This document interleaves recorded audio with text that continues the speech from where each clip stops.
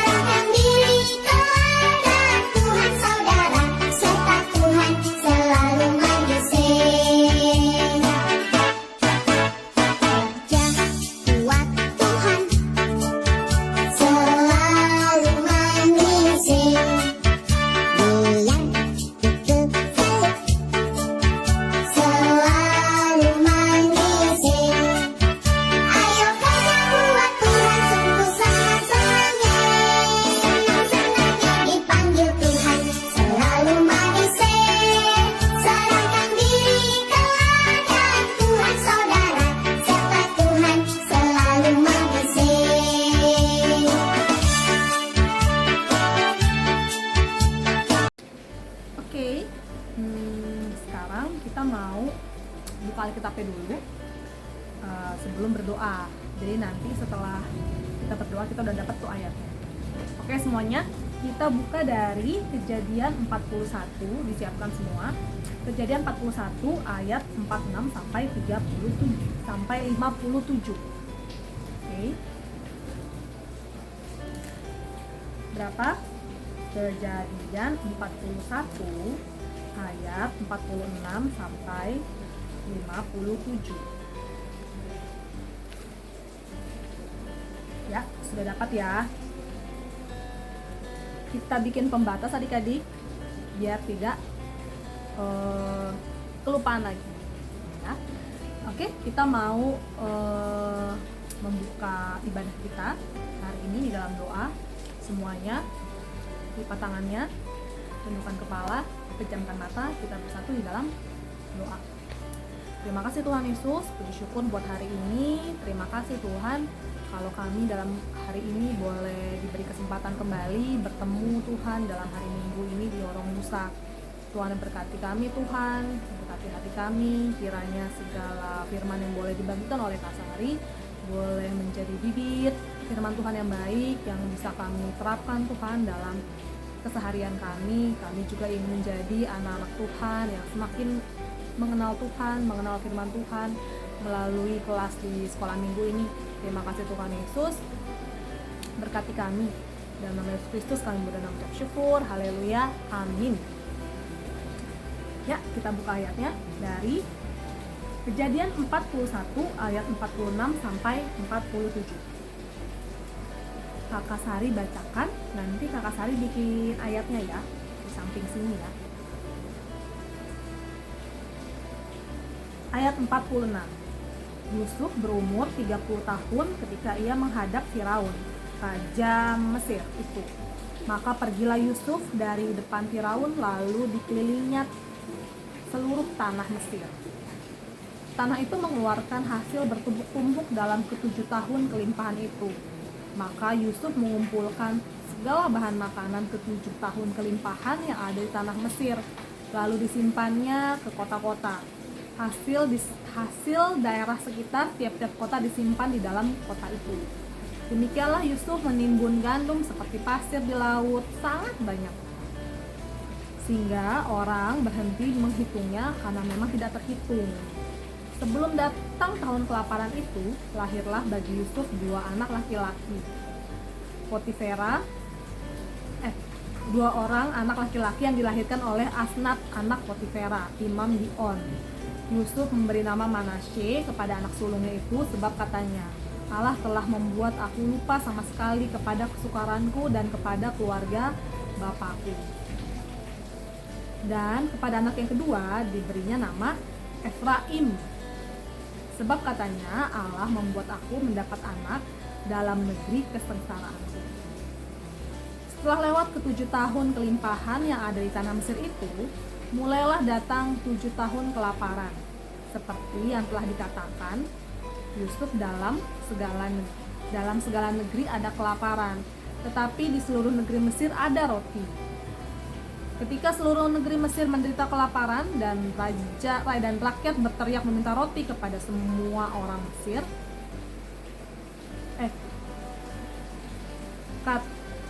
ketika seluruh negeri Mesir menderita kelaparan dan ayat 55.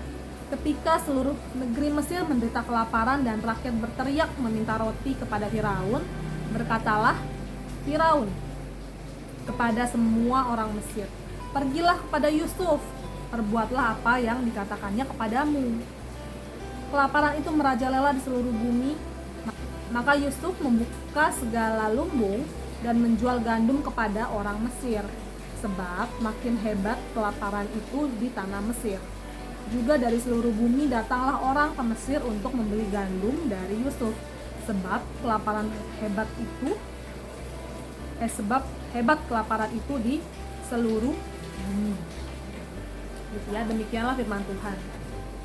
Adik-adik masih ingat gak sih tentang mimpi Raja Firaun?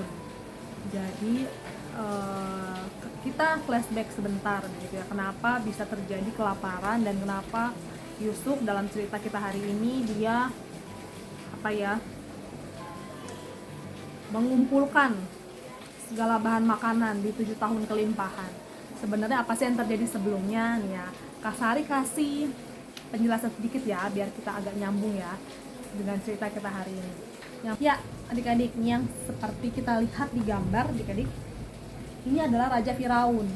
Raja Firaun itu siapa sih? Dia adalah Raja Mesir yang kuasanya sangat besar dan daerah negerinya itu luas banget. Jadi dia salah satu waktu itu adalah salah satu negeri terkaya dan termakmur begitulah ya. Dia sangat dihormati, sangat besar kuasanya. Nah, suatu hari adik-adik, Raja Firaun tidur dan dia bermimpi. Apa sih yang dia mimpiin? Gitu. Yang pertama, dia itu mimpi tentang sapi. Jadi dia mimpi ada 7 ekor sapi yang sangat gemuk, sangat bagus, sangat sehat pokoknya ya kan. Nah, Firaun ini belum pernah melihat ada sapi-sapi sebagus itu. Dia merasa senang banget melihat sapi-sapi itu karena di Mesir sapi adalah binatang yang dianggap suci gitu ya. Tapi kemudian muncullah 7 ekor sapi yang lain dari dalam air. Sapi-sapi itu sangat jelek, kurus, dan tampak kelaparan. Pokoknya mengerikan deh gitu ya. Selanjutnya apa yang terjadi? Sesudah sapi-sapi yang jelek itu berada di dekat sapi-sapi yang gemuk diserang adik-adik, lalu ditelan sampai habis. Tapi adik-adik, ketika sapi-sapi yang kurus ini menelan sapi yang gemuk, mereka bukannya gemuk atau jadi sehat, tapi tetap kurus kering gitu, Nah, itu mimpi yang pertama adik-adik.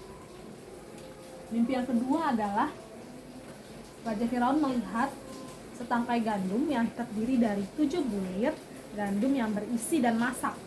Jadi bagus tuh gandumnya. Nah, setelah itu Firaun melihat lagi ada 7 bulir yang lain. Tapi 7 bulir yang lain ini kurus-kurus dan kering.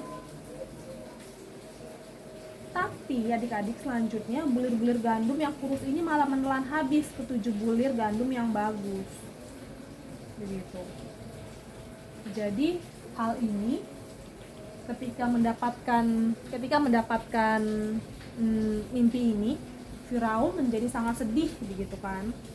Akhirnya dia memanggil lah ahli-ahli mimpi begitu, untuk mengartikan mimpinya apa. Sampai datanglah Yusuf kepada Firaun gitu. Nah, apa sih yang dikatakan Yusuf soal arti mimpi Raja Firaun?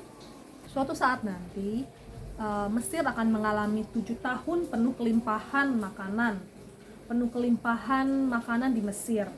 Tapi setelah itu hati-hati, akan datang 7 tahun kekurangan makanan, 7 tahun kesusahan, 7 tahun kelaparan gitu ya di tanah Mesir. Karena di masa itu akan ada sangat sedikit sekali makanan untuk rakyat Mesir begitu. Gitulah. Jadi Firaun bingung. Gimana dong? Masa nanti negeri saya hancur? Masa negeri saya kelaparan? Begitu. Nanti rakyat banyak yang meninggal. Nah, Yusuf berkata kalau pilihlah orang yang bijaksana, berikan kuasa kepadanya untuk mengumpulkan bahan makanan selama 7 tahun yang baik. Jadi 7 tahun yang penuh dengan makanan, penuh dengan kelimpahan begitu. Itu Yusuf minta, ayo kita kumpulkan makanan di 7 tahun tersebut. Gitu. Itulah yang dilakukan di ayat yang kita baca tadi adik-adik, ayat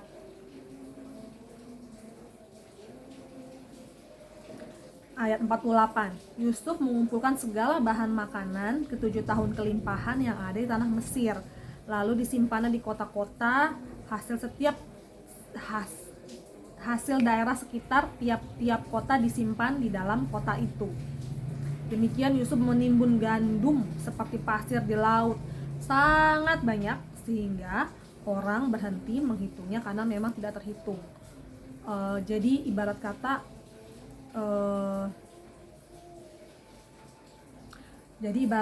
kalau adik-adik kayak kalau peribahasa mungkin adik pernah tahu tentang sedia payung sebelum hujan. Jadi artinya apa yo? Ada yang tahu nggak? Sedia payung sebelum hujan. Jadi kita sudah bersiap-siap apabila sesuatu yang buruk nanti datang. Jadi sebelum kita kehujanan, kita kebasahan, lalu nanti kita sakit, kita harus penyediaan payung. Artinya dalam segala kondisi kita siap.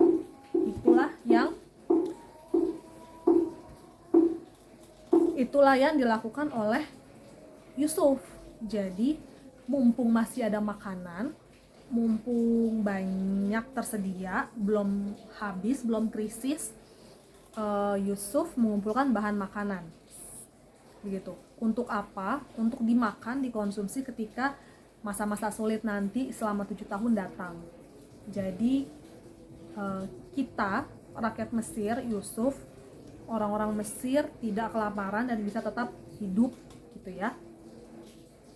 Jadi kan tadi Yusuf memberitahukan arti mimpi Firaun itu atas petunjuk yang diberikan oleh Tuhan gitu. Jadi karena Yusuf orangnya sangat peka gitu sama apa yang dikatakan oleh Tuhan, akhirnya dia tahu tuh.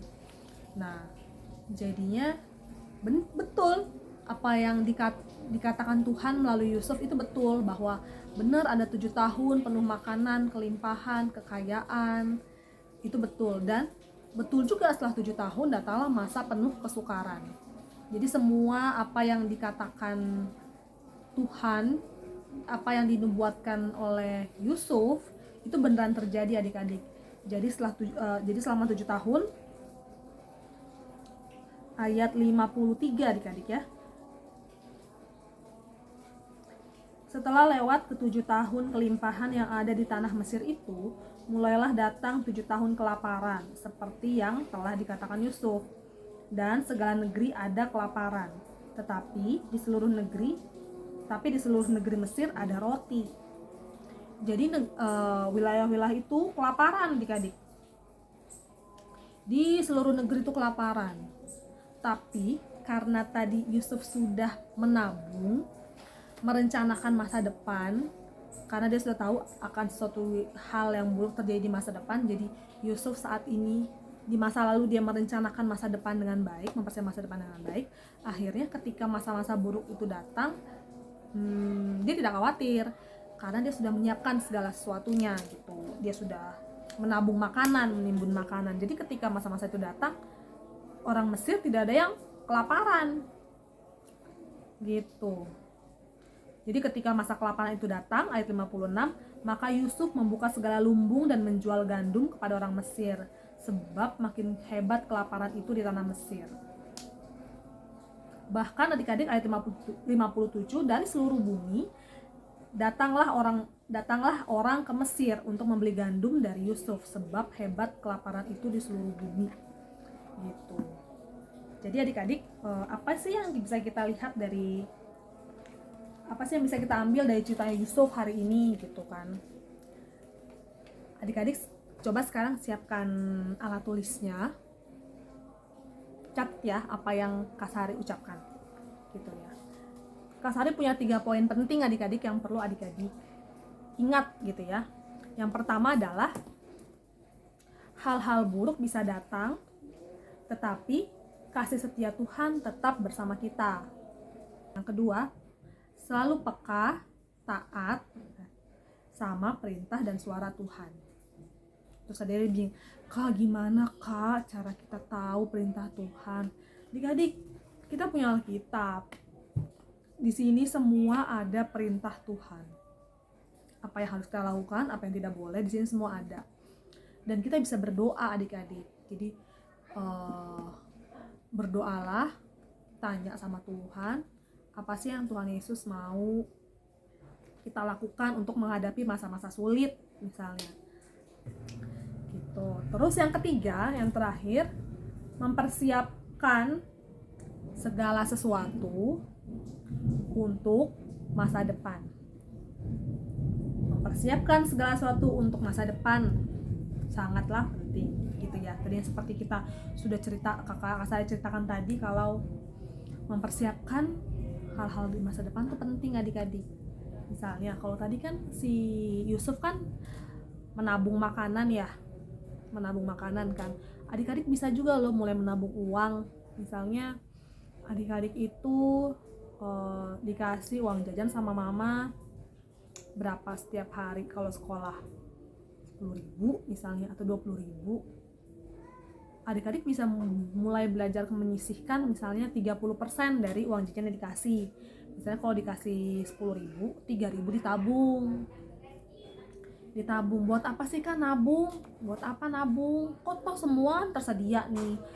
Kalau mau jajan ada mama bisa minta. Kalau mau beli sepatu beli tas gitu, ada papa, atau bisa minta opung, dijajanin opung juga bisa. Nah adik-adik, kita nggak pernah tahu apa yang terjadi di masa depan, tapi kita bisa mempersiapkan diri gitu. Bisa aja nanti di suatu saat nanti ada kebutuhan yang penting banget,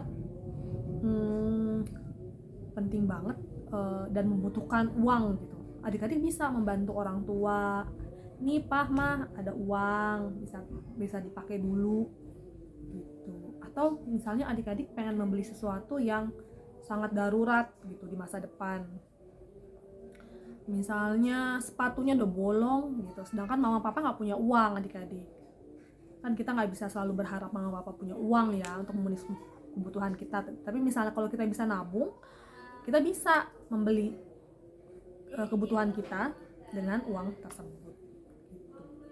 Oke, ingat ya, poin yang ketiga, mempersiapkan sesuatu untuk masa depan sangatlah penting.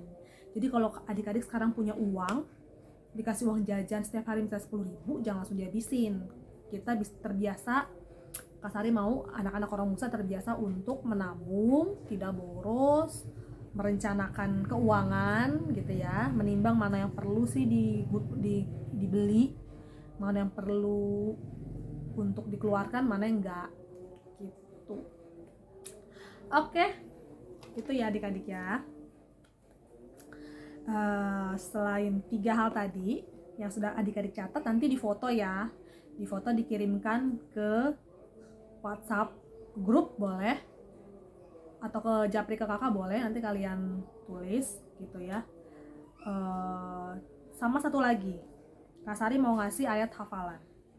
Oke, ayat hafalannya satu lagi, adik-adik coba nanti buka Yosua 1 ayat 8. Yosua 1 ayat 8. Kak Sari bacain ya. Janganlah engkau lupa memperkatakan kitab Taurat ini, tetapi renungkanlah itu siang dan malam, supaya engkau bertindak hati-hati sesuai dengan segala yang tertulis di dalamnya. Sebab dengan demikian perjalananmu akan berhasil dan engkau akan beruntung. Oke, Yosua 1 ayat 8. Nanti adik-adik videokan, kirim ke grup Horong Musa atau ke japri ke kakak. Oke, segitu aja tugasnya. Semoga tidak memberatkan ya. Kita mau mengumpulkan persembahan. Nanti persembahannya boleh dititipin ke mama, ke papa, atau nanti adik-adik boleh kirim langsung ke QR code. Nanti kakak sertakan QR code-nya ya. Oke, sekarang teman kita namanya Ruhut mau bantu kita bawa persembahan.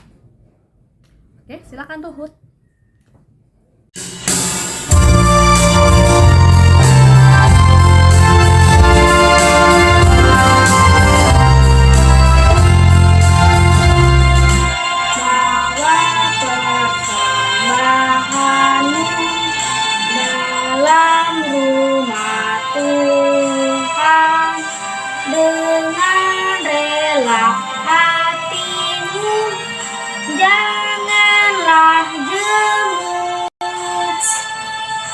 Bawa persembahanmu, bawa dengan suka, bawa persembahanmu, tanda sukacitamu,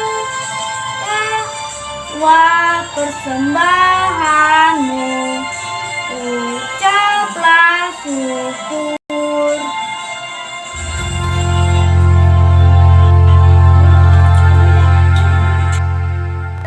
Terima kasih Ruhut sudah membantu kakak membawa persembahan. Adik-adik yang belum mendapatkan SMS WhatsApp cantik dari kakak guru sekolah minggu untuk bawa persembahan, ditunggu aja karena semuanya pasti dapat giliran ya. Gitu. Oke, kita mau menutup ibadah kita dalam doa. Adik-adik boleh dirapikan alat tulisnya, Alkitabnya. Sekarang kita mau berdoa, lipat tangannya, tundukkan kepala, kita bersatu dalam doa. Terima kasih Tuhan, puji syukur untuk hari ini. Tuhan, kami ingin menjadi anak-anak-Mu Tuhan yang taat, yang peka dengan suara Tuhan. Kami juga ingin menjadi anak-anak-Mu yang selalu bijak Tuhan, mempergunakan waktu, mempergunakan uang Tuhan. Kami mau menabung, kami mau tidak boros, kami mau mempersiapkan masa depan kami dengan lebih baik seperti yang sudah diteladani oleh Nabi Yusuf. Bimbing kami Tuhan, ampuni kami jika selama ini kami masih banyak salah, kami masih suka boros Tuhan, membuang-buang uang untuk hal yang tidak perlu. Ajari kami lagi Tuhan untuk semakin bijaksana. Terima kasih Tuhan, kami mau berdoa untuk seluruh keluarga kami, jaga keluarga kami untuk selalu tetap dalam keadaan sehat, sehingga bisa berkumpul Tuhan tanpa kurang satu apapun. Berkati juga gereja kami Tuhan, pendeta, para halado Tuhan, seluruh pegawai gereja, kakak-kakak guru sekolah minggu. Kiranya Tuhan kasih karunia Tuhan, sukacita boleh melingkupi semua pelayan Tuhan di gereja kami. Terima kasih Tuhan Yesus. Bimbing kami dalam pelajaran kami Tuhan. Kami tahu bahwa pandemi mungkin agak membatasi kami dalam interaksi sosial, tapi kami percaya Tuhan yang mau memampukan kami melewati pandemi virus corona ini. Terima kasih Tuhan Yesus. Ampuni kami atas segala kesalahan kami. Dalam nama Tuhan Yesus Kristus kami berdoa dan mengucap syukur. Haleluya. Amin. Amin. Terima kasih adik-adik sudah mengikuti ibadah orang dosa hari ini. Semoga tetap sehat, semangat belajarnya adik-adik ya. Tugas aktivitas minggunya dikerjakan. Oke, jangan lupa kita mau Natal sekolah minggu adik-adik tanggal 11 Desember. Gitu. Bisa adik-adik saksikan secara live di gereja ataupun dari live streaming. Nanti infonya diinfokan lagi ya sama kakak-kakak guru sekolah minggu. Oke. Kak Sari pamit. Dadah, selamat hari Minggu. Tuhan Yesus memberkati.